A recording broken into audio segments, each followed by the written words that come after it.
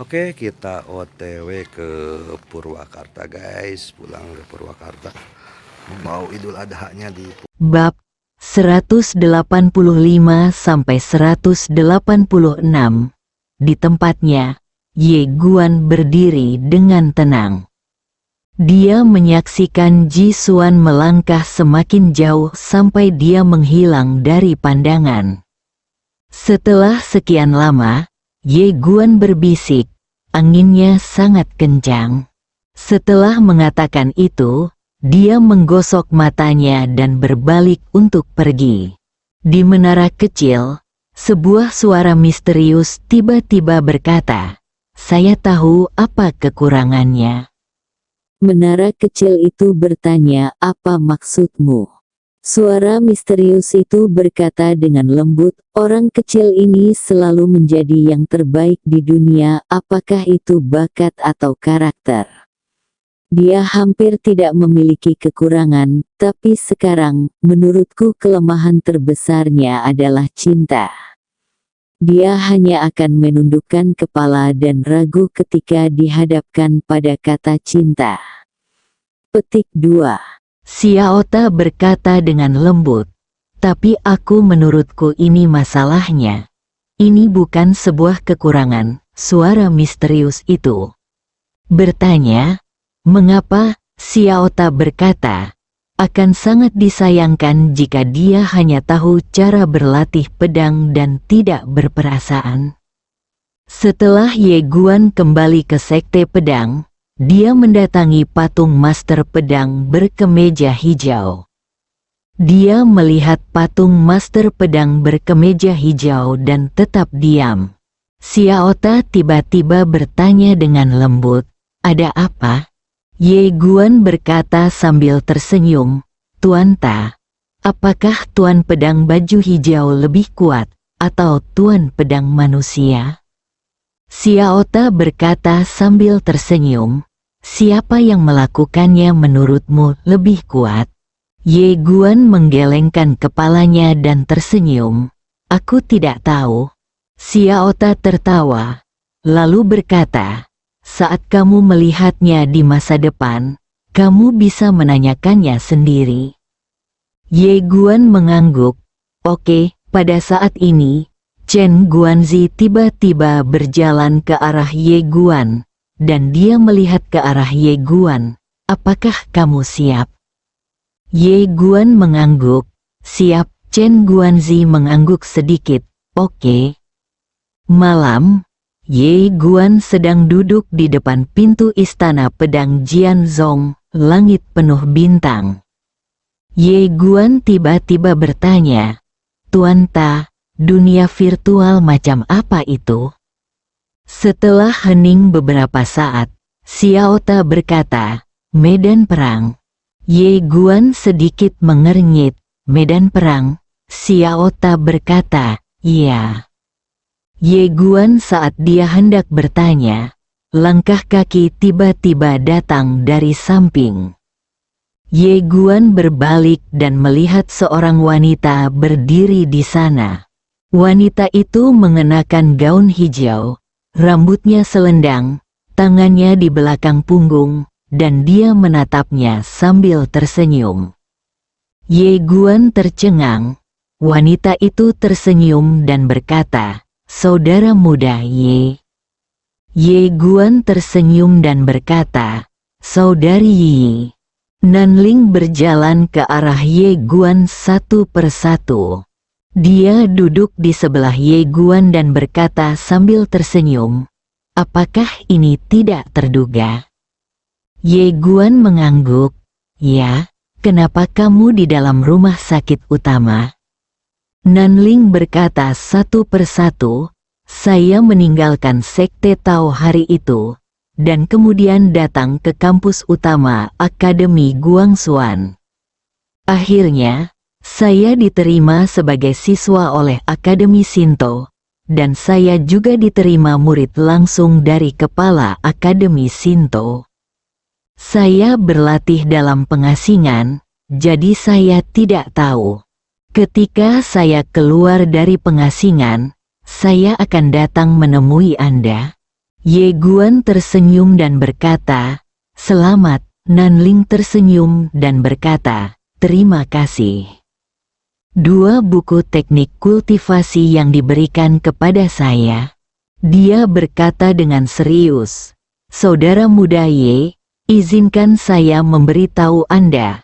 Setelah mereka melihat metode kultivasi saya, para tetua kuil Shinto segera berada di sana. Bersemangat." Lalu saya menghubungi kepala rumah sakit secara langsung, dan kemudian dia menerima saya sebagai muridnya. Saudara muda Ye, Tuan Ta Anda pasti orang yang sangat hebat. Haha, Xiao Ta tiba-tiba tertawa, gadis kecil ini bisa melakukannya. Ye Guan tersenyum dan berkata, "Guru Ta sangat kuat." Dia juga terkejut dengan metode kosmologi misterius. Saya harus mengatakan bahwa Guru Ta benar-benar kuat, tetapi dia tidak serius ketika menipu orang. Nanling tiba-tiba mengangkat kepalanya untuk melihat ke kedalaman langit berbintang, dan berkata sambil tersenyum, "Adik laki-laki Ye, senang bertemu denganmu." Ye Guan tersenyum tipis. "Aku juga." Ye Guan satu persatu, dan dia merapikan rambutnya. Di belakang telinganya, dia hanya menatap Ye Guan tanpa mengucapkan sepatah kata pun. Ye Guan merasa sedikit tidak nyaman dipandangi, jadi dia berbisik, "Kakak senior." Nanling tersenyum dan berkata, "Tidak apa-apa. Aku hanya ingin melihatmu." Nanling tiba-tiba berdiri dan berkata sambil tersenyum, "Adik laki-laki, aku pergi. Aku akan mendukungmu besok." Ye Guan mengangguk, "Oke." Kamu memperhatikan kepergian Nanling satu persatu tanpa mengucapkan sepatah kata pun. Tidak lama setelah meninggalkan halaman, Nanling berhenti satu persatu, dan seorang wanita berbaju putih berdiri di depannya. Wanita itu memandang Nanling satu persatu. "Apakah dia yang kamu suka?" Nanling mengangguk. "Ya." Wanita berbaju putih itu melirik ke arah Ye Guan di halaman di kejauhan dan tetap diam. Nanling berbisik satu persatu, "Tuan, ayo pergi." Wanita berbaju putih itu memandang Nanling satu persatu. "Karena kamu menyukainya, mengapa tidak memberitahunya?" Nanling berbisik satu persatu, "Jika kamu menyukai seseorang, Ada tidak perlu mengatakannya. Menurutku bagus menjadi seperti ini sekarang. Sebagai kakak perempuan, aku akan tetap berada di sisinya dengan tenang, dan dia tidak akan pernah menolakku." Nanling dan berbalik untuk pergi. Nanling tiba-tiba bertanya, "Tuan, apakah Lutian dan yang lainnya akan melakukan sesuatu dalam pertempuran besok?" Wanita berbaju putih berkata dengan tenang, "Mata, mereka semua harus mati." Ye Guan hendak bangun dan pergi di depan pintu Jianzong, ketika wanita lain datang. Ye Guan tercengang saat melihat orang itu datang. Ao Qian, pemimpin muda klan Tianlong. Ye memandang Ao Qian, sedikit terkejut. Nona Qian. Ao Qian berjalan ke arah Ye Guan dan membisikkan beberapa kata, tapi Ye Guan terdiam. Ao Qian memandang Ye Guan. "Ada beberapa hal yang tidak harus kamu gunakan, tapi yang terbaik adalah memilikinya." Ye Guan tersenyum dan berkata, "Terima kasih banyak. Kamu bersikap sopan." Ye Guan mengangguk. "Ayo pergi." Keduanya pergi. Keesokan harinya, seorang wanita datang ke pavilion Xiambao, yang juga penuh sesak saat ini. Semua orang memasang taruhan. Tentu saja, Itu adalah taruhan siapa yang akan menang antara Ye Guan dan Lu Tian. Tentu saja, Paviliun Xiambao tidak akan melepaskan kesempatan untuk menghasilkan uang seperti itu. Namun, rasio taruhan antara Ye Guan dan Lu Tian sangat berbeda. Tekan daunnya untuk melihat keindahannya, 1:100. Namun kemenangan atas Lu Tianzeng adalah kemenangan 1 lawan 1. Dengan rasio ini, bahkan orang buta pun dapat melihat bahwa Paviliun Xiambao mendukung Lu Tian. Pada saat ini, seorang wanita berjalan ke arah pelayan Paviliun Xiambao. Dia mengeluarkan cincinnya dan meletakkannya di depan lelaki tua itu. Letakkan Ye Guan, 50 juta kristal emas. 50 juta kristal emas menekan Ye Guan. Begitu kata-kata ini keluar, semua orang di ruangan itu tercengang dan menoleh untuk melihat wanita itu dengan wajah tidak percaya. Di depan wanita itu, pengurus Paviliun Xiambao juga tertegun. Dia ragu-ragu sejenak, lalu berkata, "Gadis itu tidak salah bertaruh." Wanita itu berkata dengan tenang, "Tidak." Pengurus Paviliun Xiambao melirik wanita itu dan ingin mengatakan sesuatu yang lain. Lalu dia berkata, "Itu tidak salah, cepat." Pengurus Paviliun Xiambao tidak mengatakan apa-apa lagi. Dia mengeluarkan sebuah token, lalu mengambil pena dan menulis 50 juta kristal emas pada tanda itu, dan kemudian menyerahkannya kepada wanita. Wanita itu menyimpan tokennya, berbalik dan pergi. Wanita itu tidak lain adalah Fei Banxing. Semua orang di lapangan menggelengkan kepala saat mereka melihat Fei Banxing pergi. Inilah sebabnya orang-orang bodoh dan punya terlalu banyak uang. Aku sangat marah. Dia benar-benar mengira Ye Guan bisa memenangkan manusia takdir. Lucu sekali. Apakah dia tidak tahu apa itu manusia takdir? Fei berkata selama adegan itu, Banxing mengabaikan semua orang dan segera pergi. Puncak percobaan memang belum sepenuhnya terang, tapi pilar batu di sekitar platform kehidupan dan kematian sudah penuh dengan manusia. Itu padat dan berisik, pertempuran hari ini. Untuk mendapatkan posisi yang menguntungkan, banyak orang datang dalam 3 hari terakhir. Pada saat ini, di suatu tempat dalam tahap hidup dan mati, sebuah ruang tiba-tiba retak, dan kemudian, seorang pria perlahan keluar.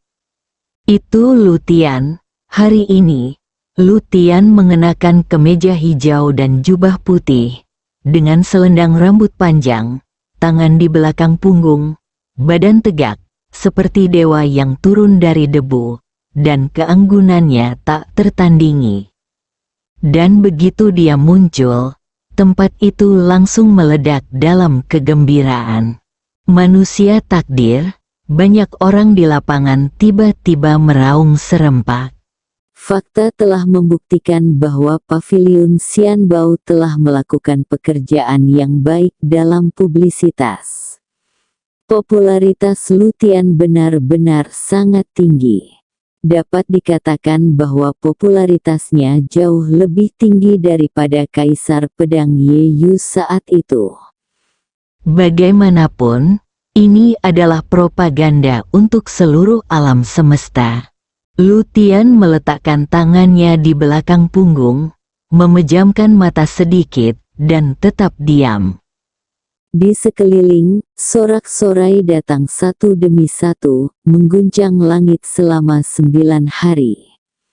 Berdengung. Pada saat ini, seruan pedang tiba-tiba bergema dari langit, dan kemudian ratusan cahaya pedang terbang dari langit. Jianzong, semua orang di lapangan melihat ke arah lampu pedang. Segera, seorang pria muncul di pilar batu yang jaraknya ratusan kaki di depan Lu Tian. Itu Ye Guan. Di belakang Ye Guan, ratusan pembudidaya pedang mendarat di tanah. Pemimpinnya tidak lain adalah Chen Guanzi. Ye Guan tiba-tiba melihat ke kanan. Di pilar batu di sebelah kanan, dia melihat sekelompok orang kuat dari Time Cave Heaven dan Sengo Gatland, dan pemimpinnya adalah Nan Liyin dan Zhang Yuntian. Melihat kedua suku itu, Ye Guan mengepalkan tinjunya dan menyeringai. Nan Liyin tersenyum tipis dan mengangguk. Zhang Yuntian mengepalkan tangan kanannya dan memberi isyarat bersorak. Ye Guan tersenyum, lalu mengalihkan pandangannya. Pada saat ini, dia sepertinya telah menemukan sesuatu, dan tiba-tiba melihat ke kiri. Xiao Ge, melihat Xiao Ge, Ye Guan tercengang. Melihat tatapan Ye Guan, Xiao Ge tertawa. Kakak Ye, aku di sini untuk menghiburmu. Ye Guan tersenyum dan berkata, terima kasih, kakak. Xiao Ge tersenyum dan tidak berkata apa-apa lagi. Ye Guan melihat sekeliling lagi. Dan segera dia melihat Nanling Yi. Saat dia melihat Ye Guan, Nanling Yi menyeringai, secerah bunga. Ye Guan tersenyum sedikit, lalu melambai ke arahnya. Lalu, dia melihat ke kanan. Di pilar batu di sebelah kanan, dia melihat orang lain yang dikenalnya. Kepala pendeta Akademi Qingzu adalah Yo Yu. Wanita yang ahli dalam sihir dan ilmu pedang. Melihat tatapan Ye Guan, Mu Yoyu sedikit terkejut, lalu mengangguk sebagai salam. Ye Guan tersenyum tipis, lalu menoleh, dan tak lama kemudian dia tertegun lagi. Di pilar batu di sebelah kanan, dia melihat orang yang dikenalnya lagi. Seorang wanita dengan gaun putih secantik peri. Saat dia berdiri di sana, dia memiliki aura yang membuat orang merasa malu. Wanita ini adalah wanita yang memberinya pesawat luar angkasa ketika dia dalam perjalanan ke Qingzu. Ye Guan juga sangat terkejut melihat wanita ini. Melihat tatapan Ye Guan, wanita itu awalnya tertegun, dia ragu-ragu sejenak, lalu mengangguk sedikit sebagai salam. Ye Guan tersenyum sedikit, dia melihat sekeliling lagi, dan ketika dia tidak melihat siapapun, sedikit kekecewaan muncul di matanya.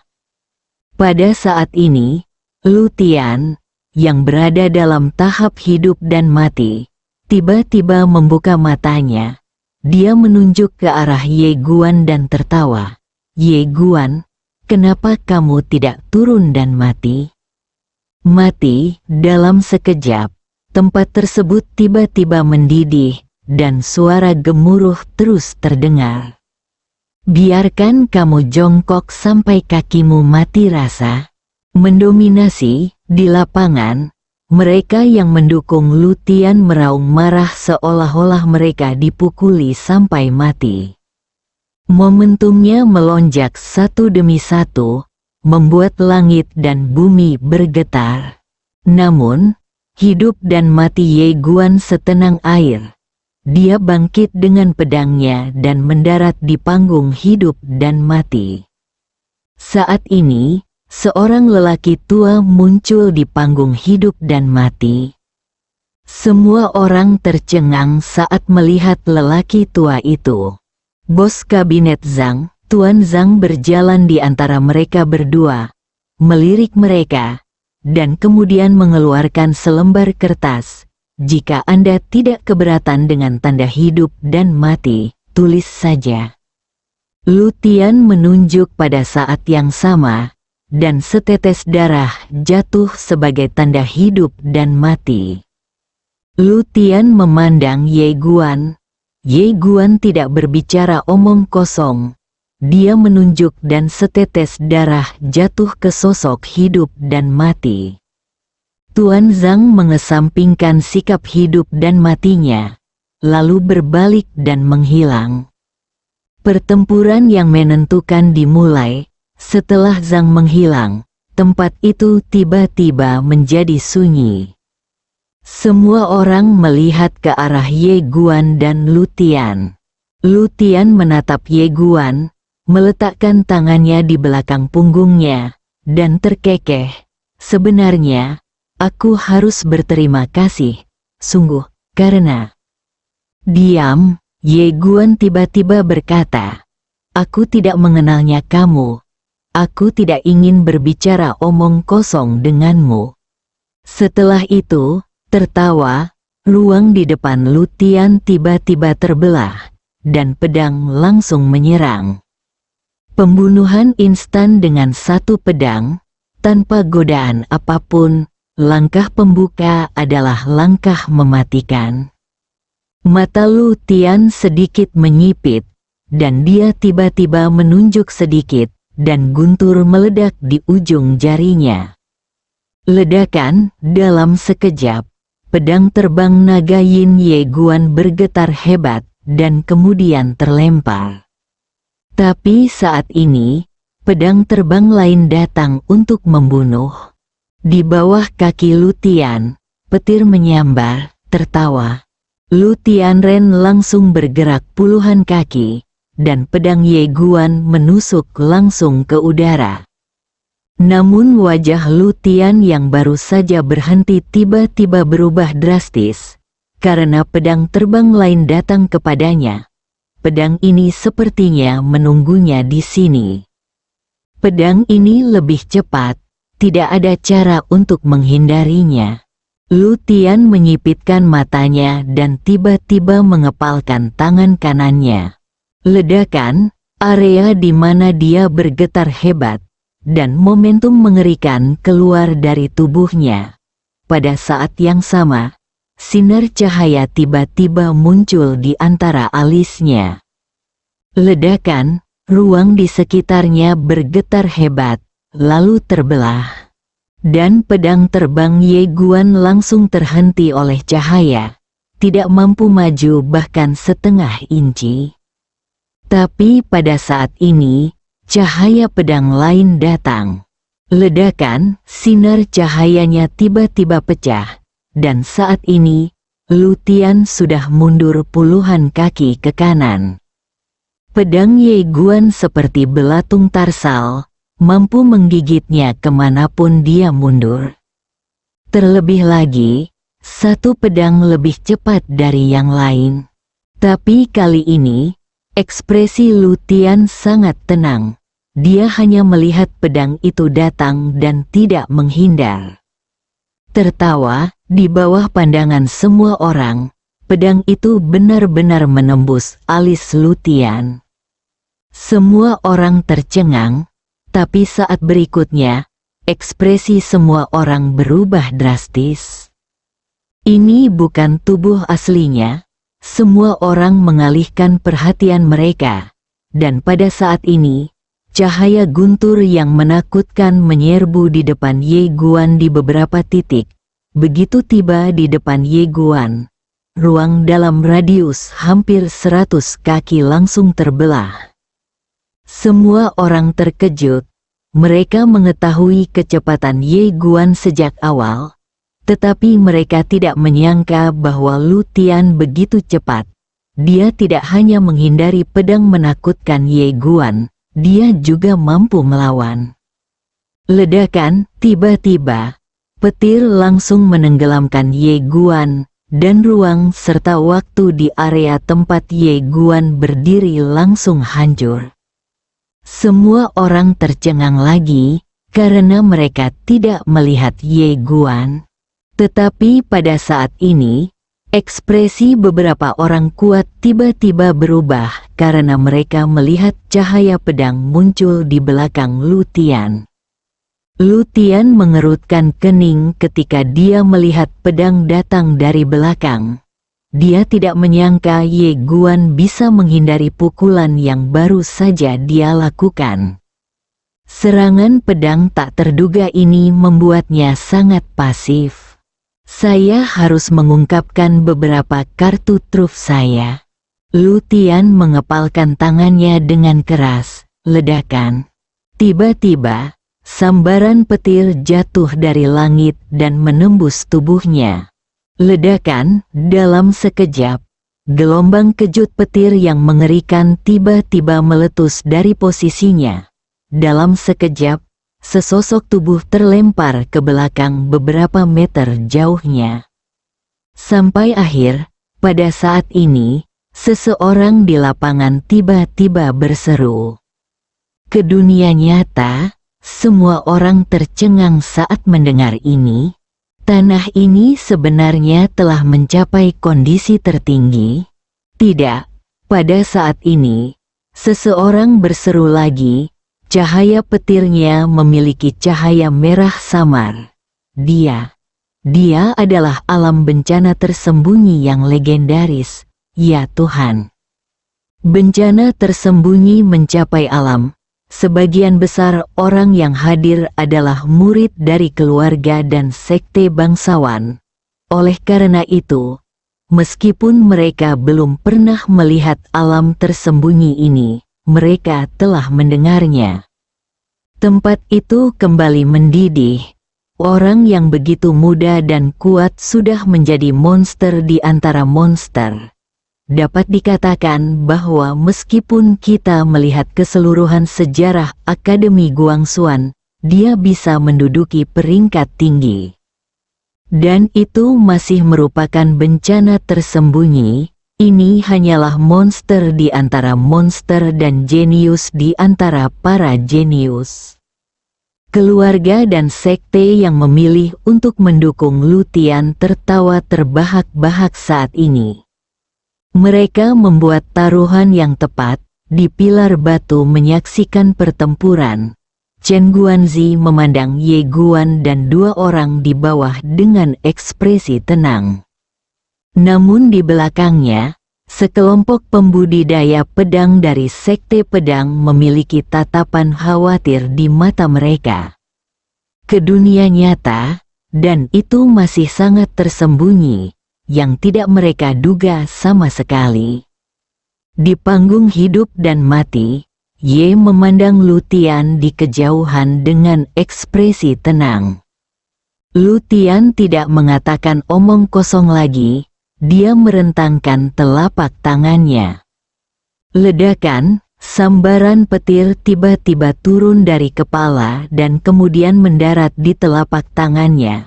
Guntur yang kuat secara langsung menyebabkan ruang dan waktu di sekitarnya bergetar hebat, yang sangat menakutkan. Kekuatan orang yang paling berkuasa, Ye Guan tiba-tiba berkata, "Kamu sebenarnya berada di alam nyata, sungguh menakjubkan."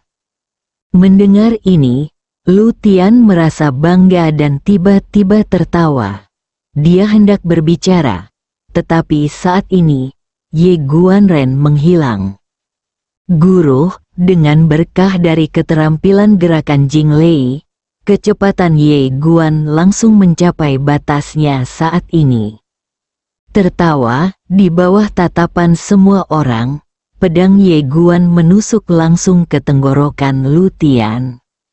Dalam sekejap, seluruh dunia terdiam. Mereka yang mendukung Lu Tian bahkan lebih tercengang saat ini, dan hati mereka tiba-tiba naik ke tenggorokan.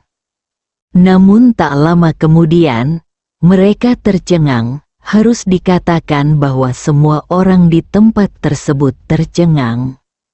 Bagus, pedang Ye Guan menusuk tenggorokan Lu Tian, tetapi tidak terjadi apa-apa pada Lu Tian.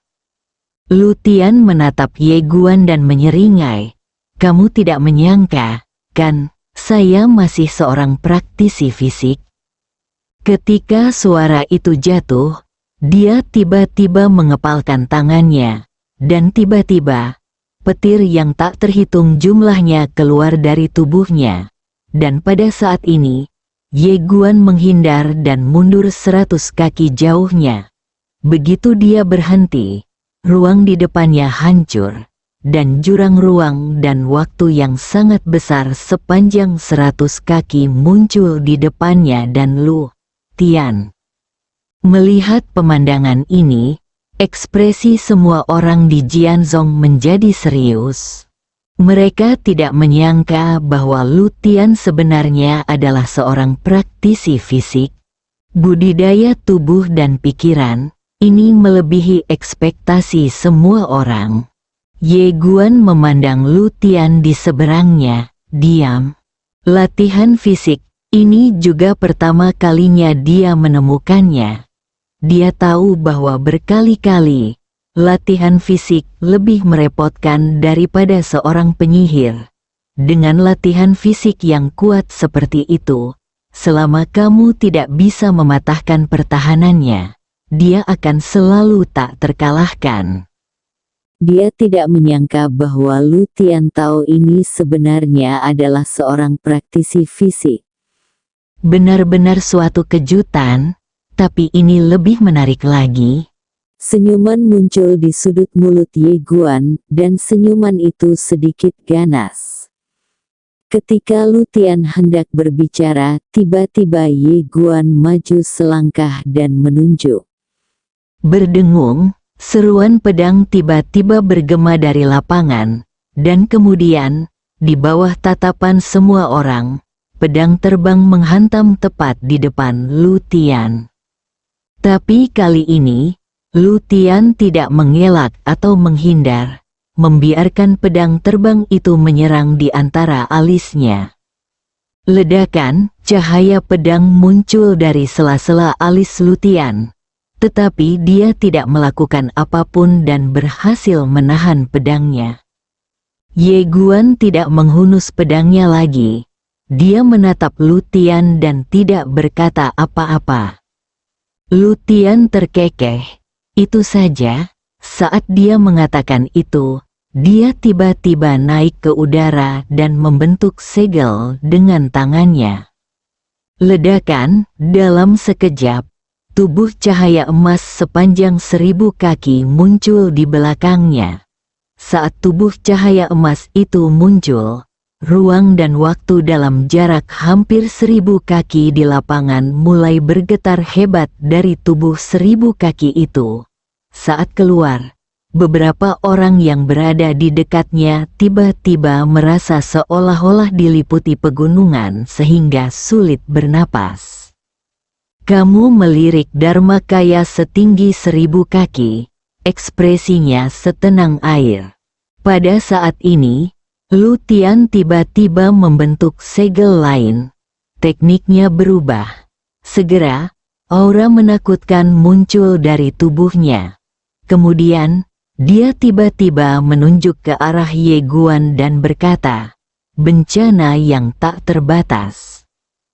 Tiba-tiba, seluruh ruang pada tahap hidup dan mati terbuka, dan kemudian, guntur dan kilat merah muda yang tak terhitung jumlahnya terbang keluar dari ruang dan waktu yang retak.